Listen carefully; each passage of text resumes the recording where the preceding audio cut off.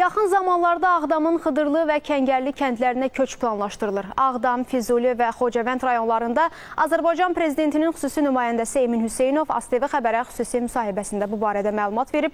Tikilməkdə olan Ağdam şəhəri haqda da yeni xəbərimiz var. İzləyək. Artıq hər iki kənd hazırdır, tamamlama işləri gedir.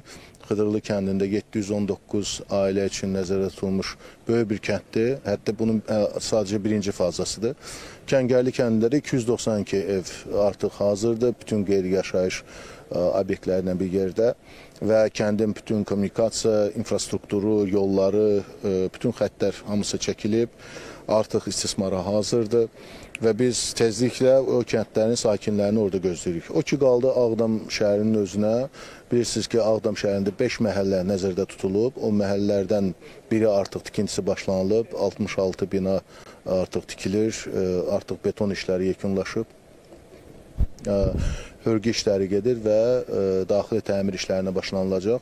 Biz oktyabr, noyabr aylarında ora köçü planlaşdırırıq. Beləliklə, Ağdam şəhərinin mərkəzi, bilirsiniz, Ağdam hardasa 2000 hektarlıq ərazini əhatə edən perspektivdə 100 min əhalini məskunlaşdıracaq bir şəhər olacaq. Ölkənin 4-cü ən böyük şəhəri olacaq. Beləliklə, biz 2026-cı ilə qədər Ağdam şəhərinə 20-25 min civarında əhalinin köçürülməsini və şəhərin mərkəzində əsas 500 hektarlıq ərazidə müxtəlif, belə deyək də, əsas infrastruktur, sosial-iqtisadi infrastruktur obyektləri, həm demək yaşayış yerləri, həm muğam mərkəzi, imarət artıq hazırdır, bilirsiniz, Cümə məscidi restavrasiya olunub, mərkəzi park, ondan sonra demək ətrafında İşğal və Zəfər muzeyi, inzibati mərkəz, xəstəxana, bir məktəb tikilib, amma biri də indi nəzərdə tutulur, o da tikiləcək.